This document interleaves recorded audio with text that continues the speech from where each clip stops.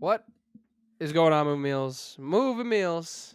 We're back, episode 15 of the old Podcasteroo. There will not be podcast the following Monday after this airs because I'll be out of town and I don't even want to take the time to worry about filming. All right? I don't want to take the time. Neither So, do I.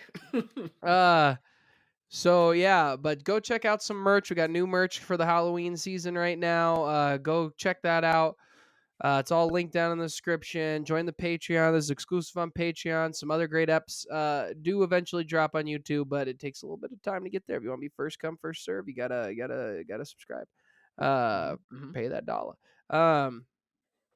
All right, this might be a shorter episode today because Kyle was like, "Hey, I want to talk about this," which is not a huge topic. And then he was like, "What else?" And I was like, "I don't know." So we'll start with that.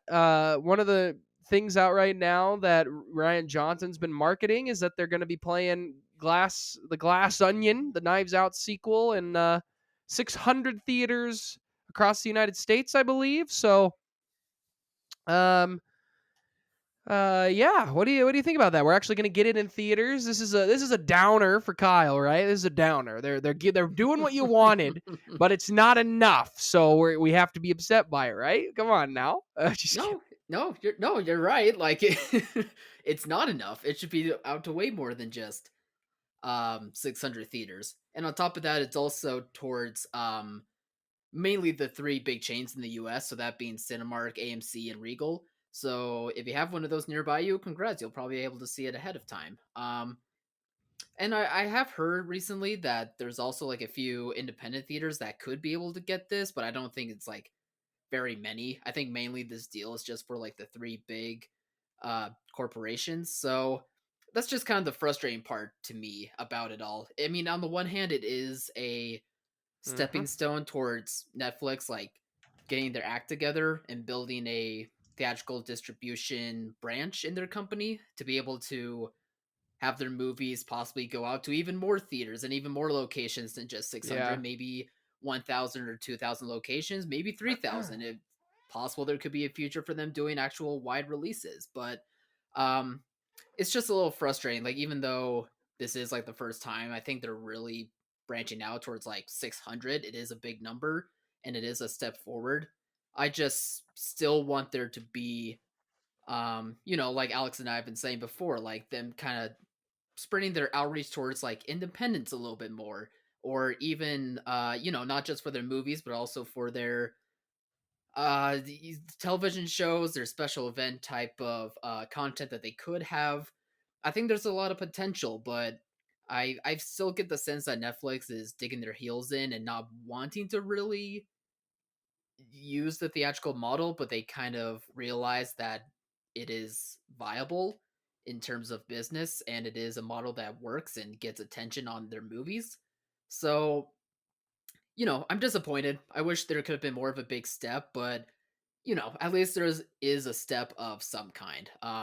Reading about it more, or reading about it, I mean, when it first got announced, I was in a more pissy mood, but luckily the podcast wasn't out yet, so I kind of calmed down and gathered my thoughts a little bit more, and I think I'm good. I think I've mellowed, and I feel like this is the calmest I've been in terms of Netflix releasing stuff to theaters. So one small step, hopefully it'll lead to larger steps of them actually going theatrical. Don't chew on my coat, little kitty boy. He's What are you talking to me, doing? Oh, I'm talking to the cat. He's chewing on my coat. making another Let me get appearance. this freaking coat. Hey, get away from my coat. Show the cat Uh, to the camera. Let's see the no, little he guy. doesn't like being picked up, and trust me, he ain't little. Well, no, I've seen the um, cat firsthand. so I'm looking at the box office numbers by week for the first Knives Out. So the first Knives Out cost Hmm. 40 million to make, and made $311 million worldwide. Obviously, significant amount of money. But Hmm. just looking at it domestically, um, it made 26 of that million domestically on its opening weekend.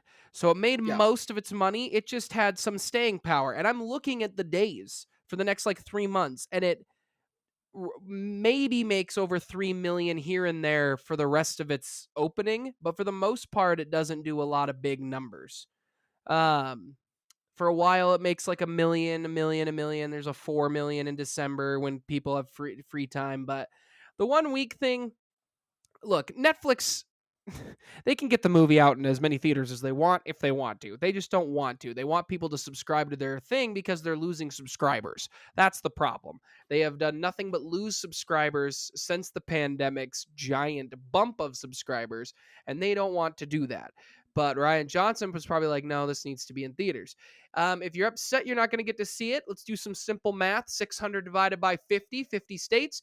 12 theaters in your state should get it. Odds are you'll be able to find one.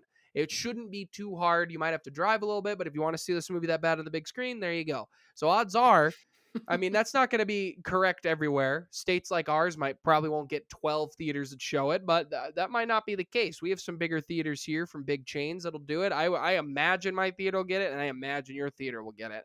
So uh, people will get to see. You'll get to see it. You just have 1 week to do it if you want to do it in the theater, and then you can, or you can see it whenever you want at home when it drops. But I I think am I upset it's not in a wide release theatrical movie? Yes, I think they're losing money doing that. Do I understand the business move to why you're not doing it? Yes, I do. I think that also makes sense. So you need subscribers. You need subscribers. If you're losing subscribers, you get this big movie. You're like, hey, it's only on our platform. Boom, that's how you're going to make some money. So I get it from Netflix's point, but they should be able to start putting movies in theaters more. They've put a couple in theaters here and there. They've had a couple Netflix movies that have already made it to wide releases. They just weren't very good and people didn't want to go see them. But this is a movie that I think everybody's expecting in the movie community to be really good. It's apparently very, very good. So I'm just I just want to see it.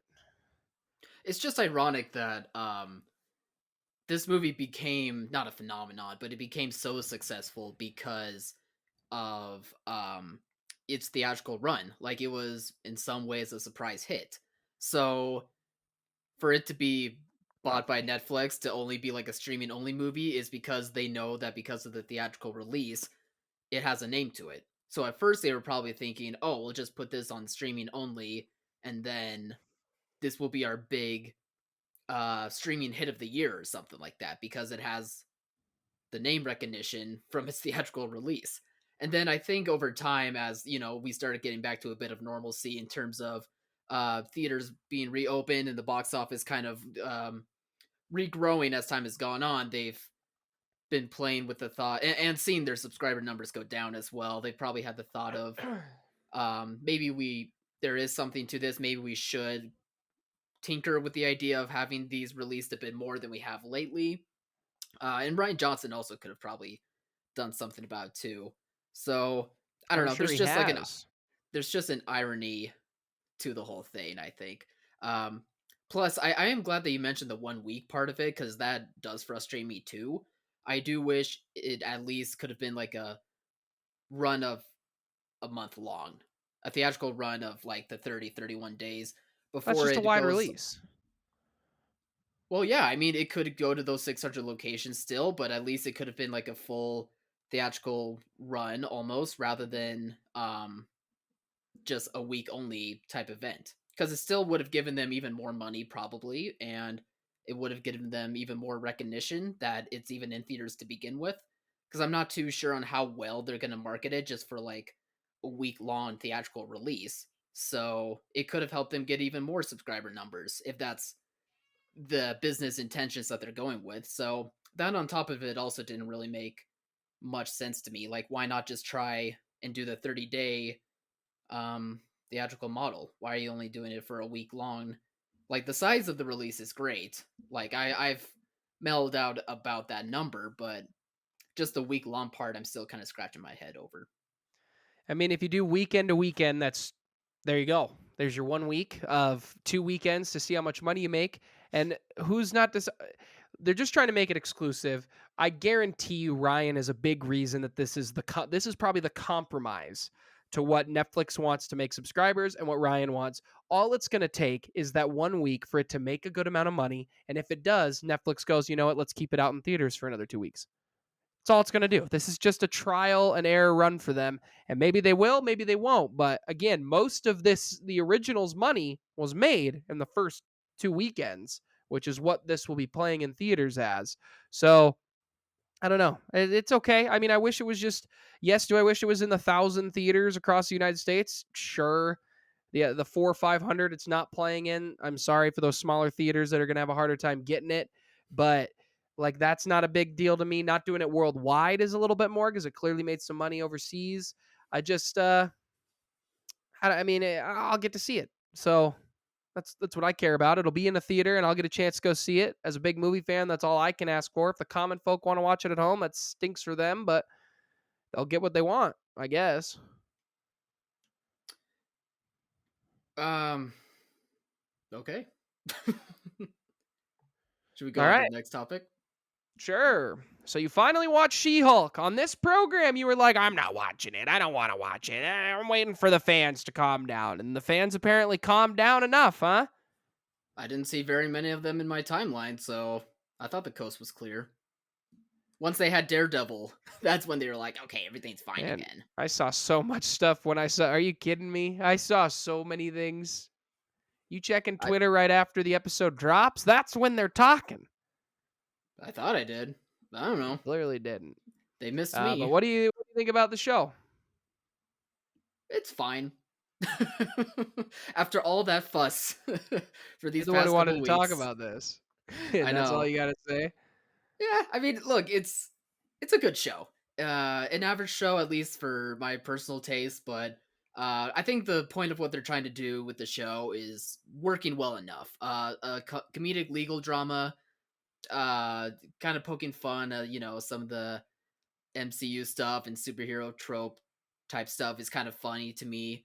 Um, and I liked Tatiana Maslany because I've only seen her in like Orphan Black, so it's kind of nice to see her like go full comedic, like full not, I don't want to say like she's not taking the role seriously. That's the wrong way to phrase it, but it's a much more lighthearted role as compared to Orphan Black's role, in my opinion. So it's nice seeing her like do something very different as compared to what I've seen her in before.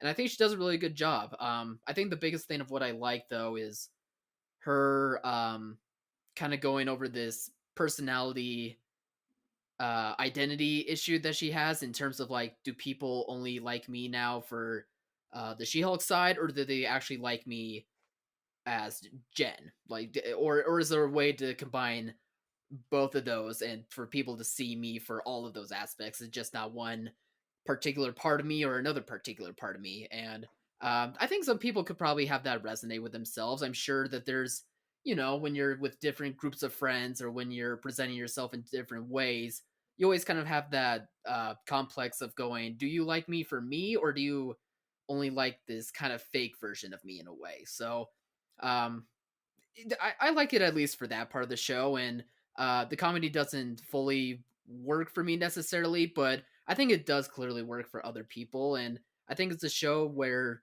it doesn't take itself too seriously in terms of MCU lore, but that's okay with me. I kind of like that this show is poking fun out of how uh these superhero stories take their self-contained issues so seriously when the grand scheme of things there are people you know uh seeing all this superhero stuff and they're like, man, I just gotta get to work and do my job, like I'm just trying to still live my life amongst this craziness. So with that said, those parts of it still work for me.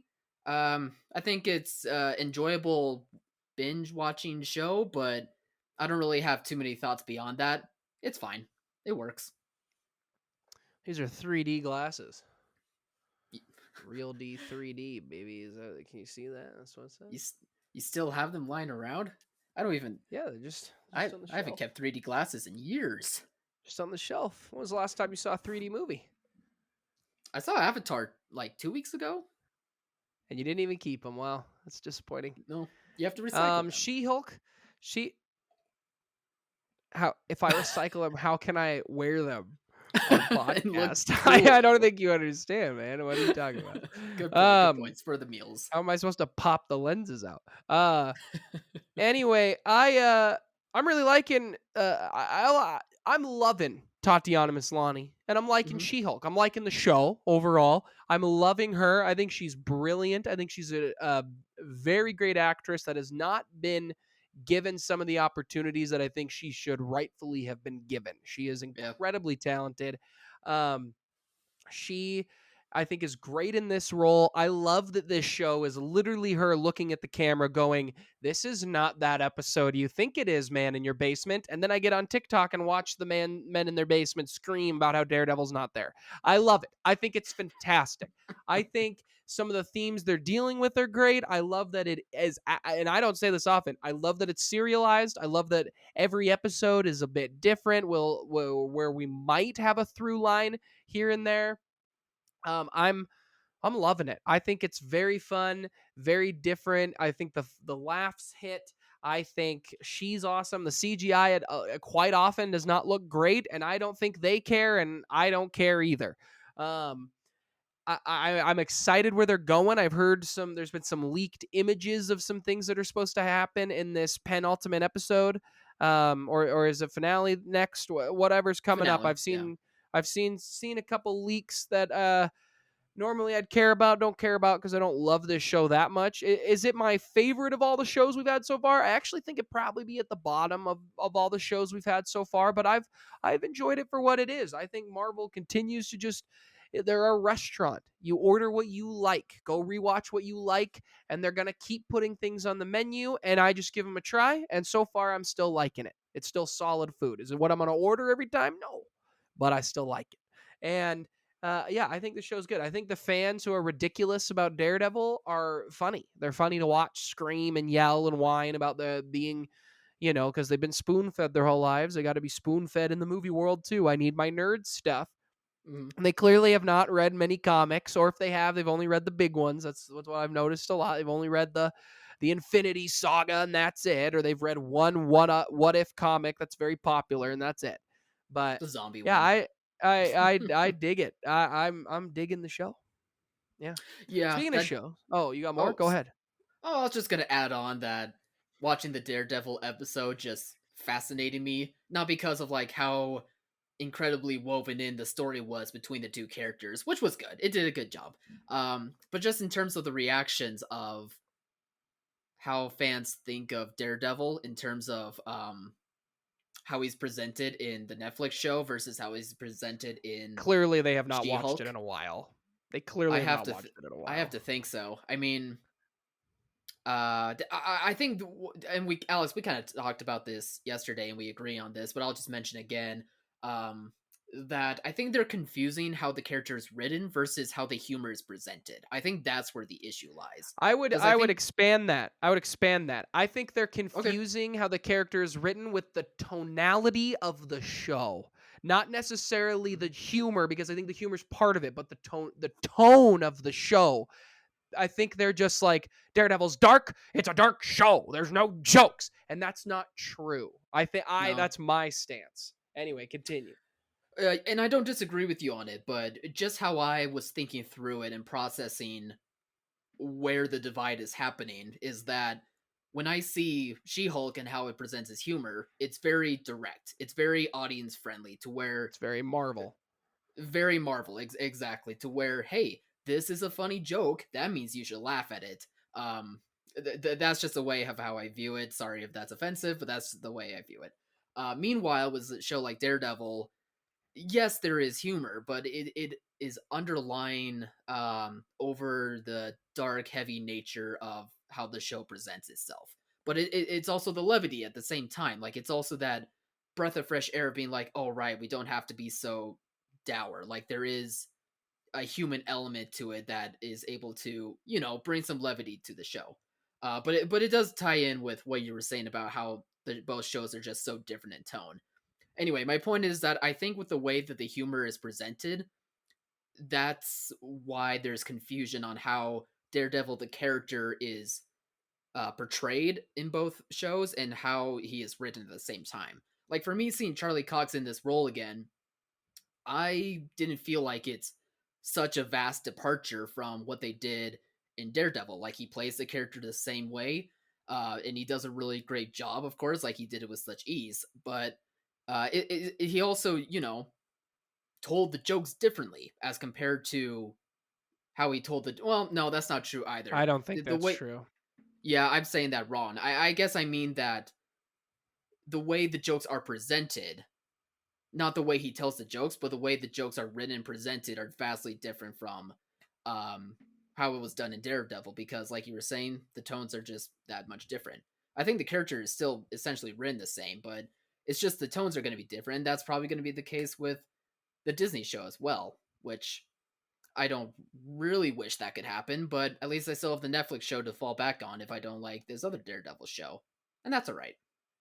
Yeah, I think there's a bigger conversation to be had right now about this. Is just the transition of Marvel and their humor. So Mhm. I think with Daredevil and where we're at is that Daredevil, what the show Daredevil, the Netflix show does so well is it's a darker in tone show. And when we say darker in tone, when you think of the Dark Knight, the jokes are not necessarily scarce, but the jokes are used to be a moment of relief Mm, within the story you're telling. In Marvel, it's the opposite.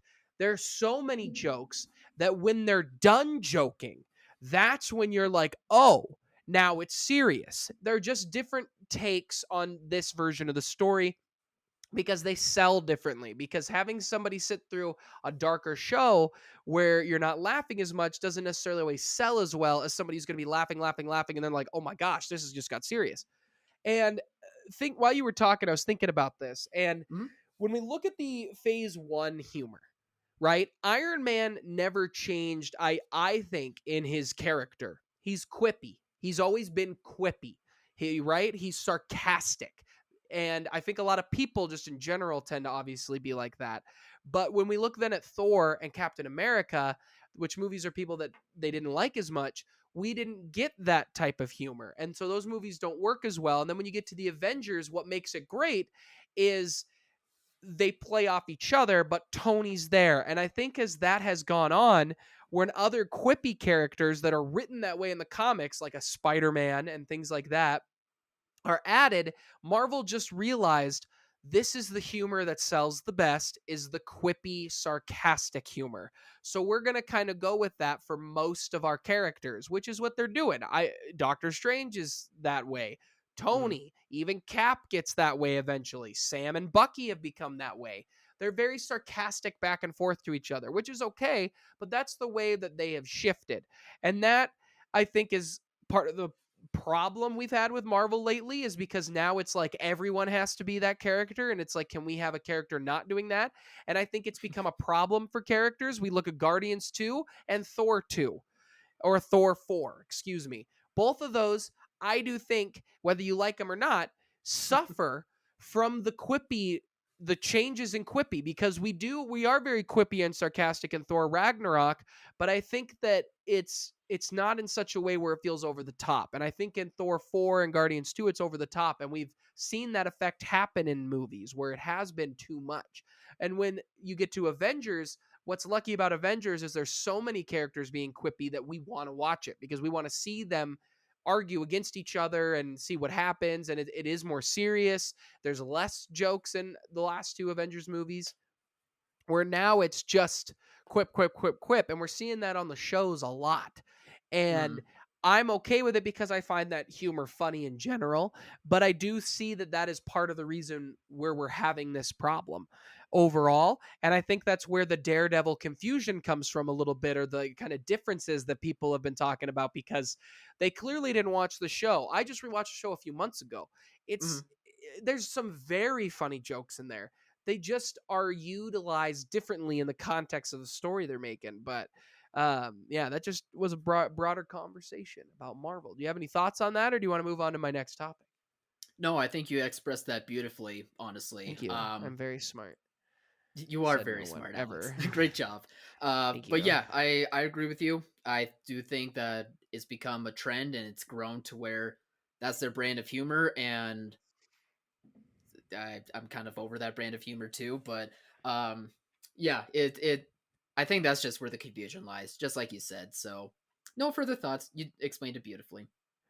So another show I think we could talk about here that we haven't talked really much on the channel because we've just been busy is Andor. We've talked a Oh, little bit sure. about it, but we're through 5 episodes. This is maybe the best Disney Plus show I think they've put out yet. I think it legitimately might be the best, and we're only 5 episodes in or 4 episodes in, and I am all here for it.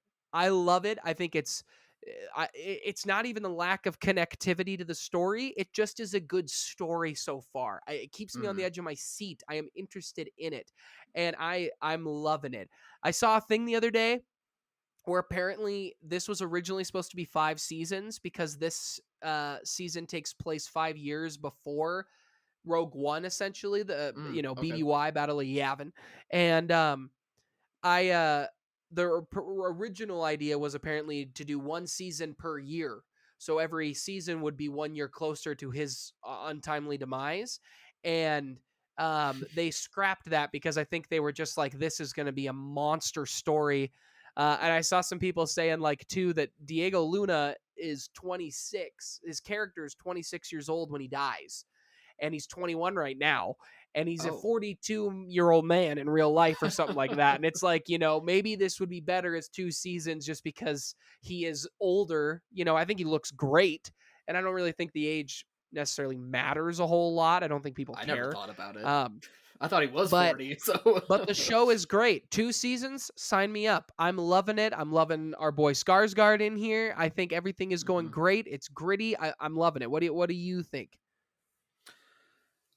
Yeah, this show has impressed me. It's kind of what I've been hoping, not just Star Wars, but I guess some of what some of the Disney shows like kind of should do in terms of storytelling.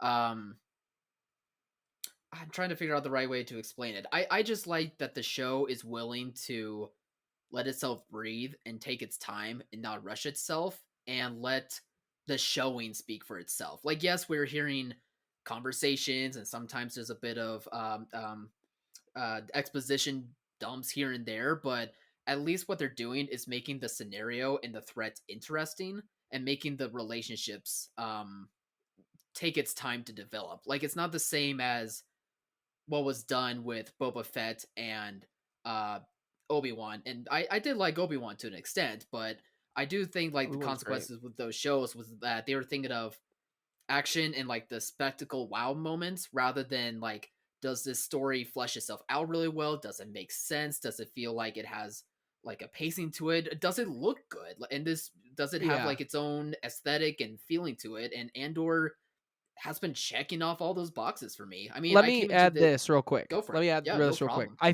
No think I problem. think a great way to sum up what you're saying is Andor doesn't feel like it is weighed down by the property that it is actually based from.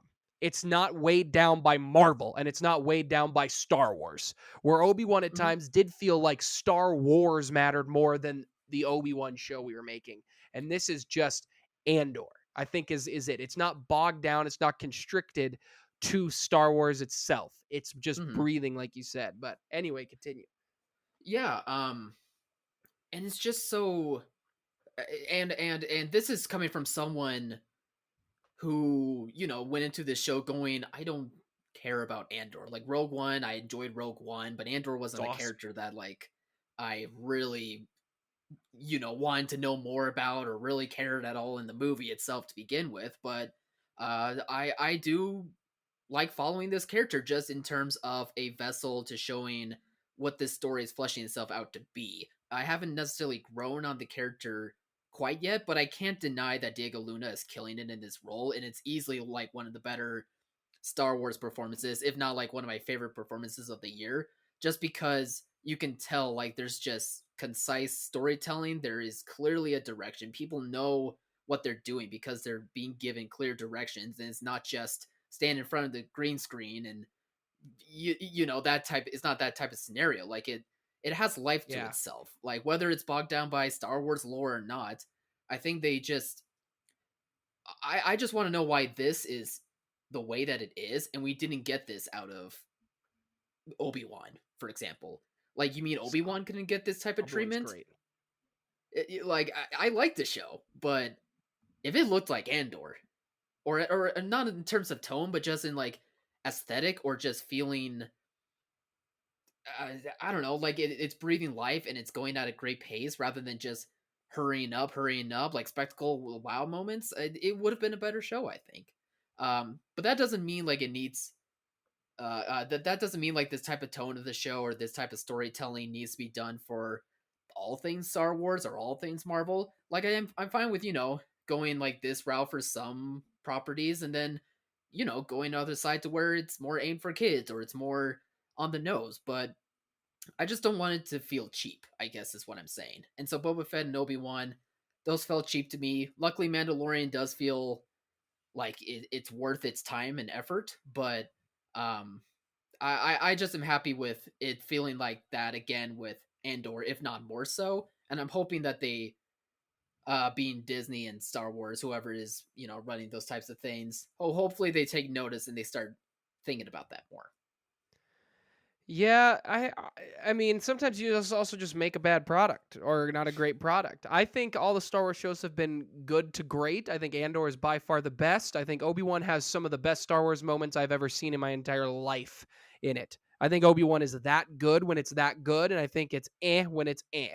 And that's okay. Sometimes it's going to happen. Boba Fett, I think, is just okay from start to finish. I had fun with it. I get why people don't.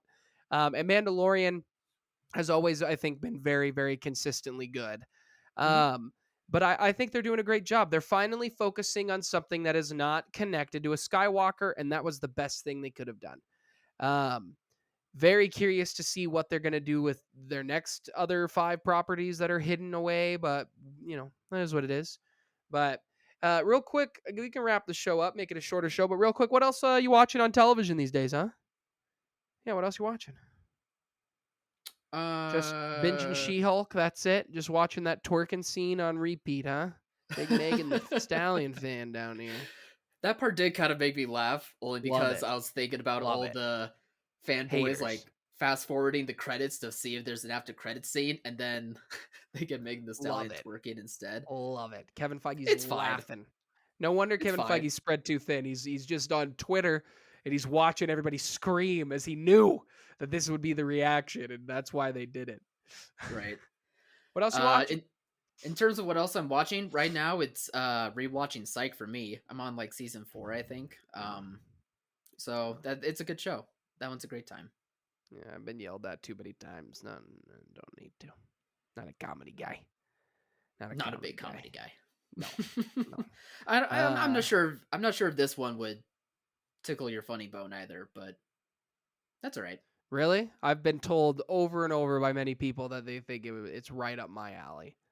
I mean, it is hard for me to like know like what you're into in terms of comedy, just growing up with you. But I Give don't me a know. Like I feel comparison. like if What's the a closest comparison of it comedy wise? to like something that you've seen. Yeah, like another show. Like, is it more Ooh, like in terms of comedy, not how it's shot, but is it terms of more right. office comedy or How I Met Your Mother comedy? Those are two things I've seen with very different comedy. So, like, where's the comedy spectrum here? I guess maybe it would lean towards How I Met Your Mother, but um, Mm. I don't know. It's very It's satire humor, isn't it? a little satire, a little referential humor at the same time too. But it all works and it's all very funny. But again, like I'm not sure what because you're not like the biggest Office fan either. So but you are the I big like fan The of House. Office a So I'm not lot. sure.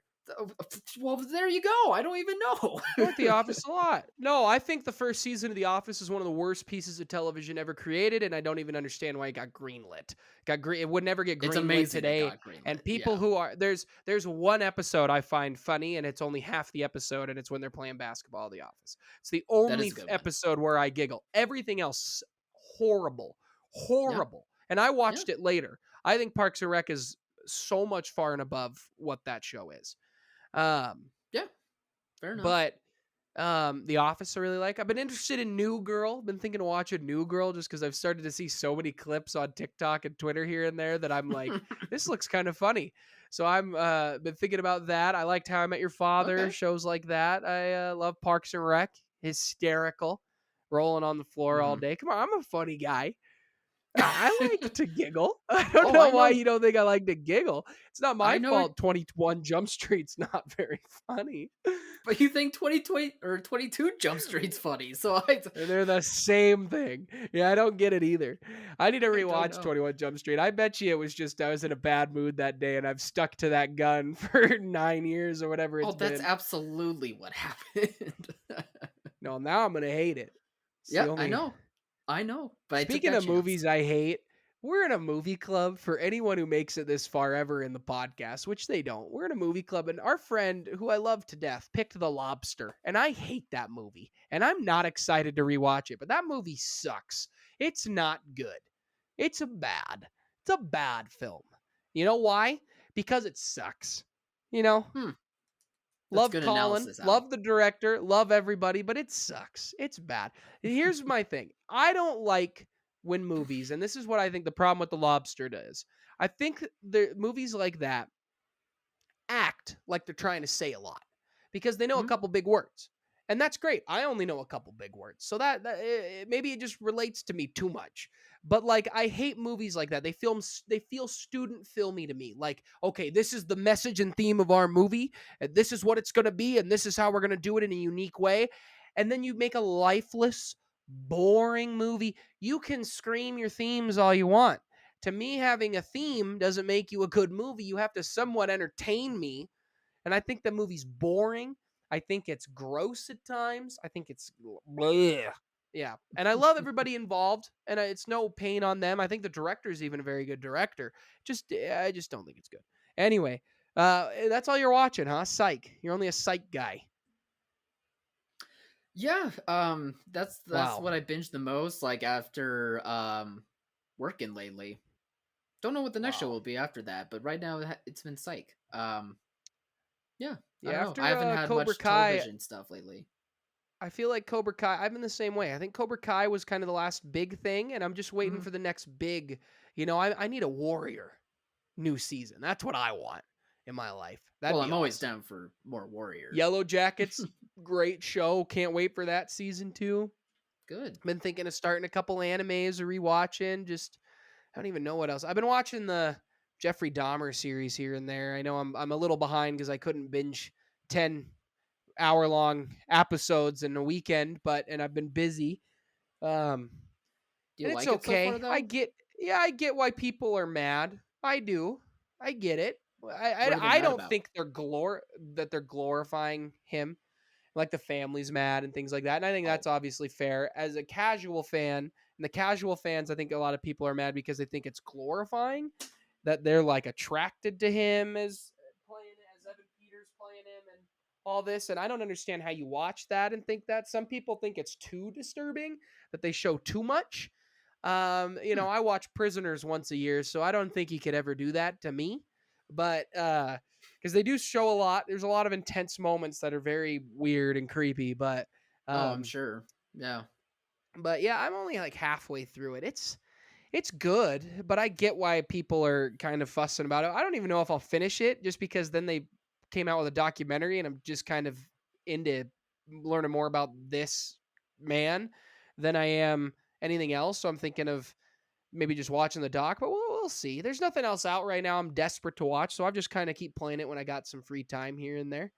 Watch a sure. couple things on YouTube about my sports world, and then I jump on over She-Hulk or Andor I'm behind on, and then I click on that if I need to. What I really need to be doing is rewatching all 3 Karate Kids.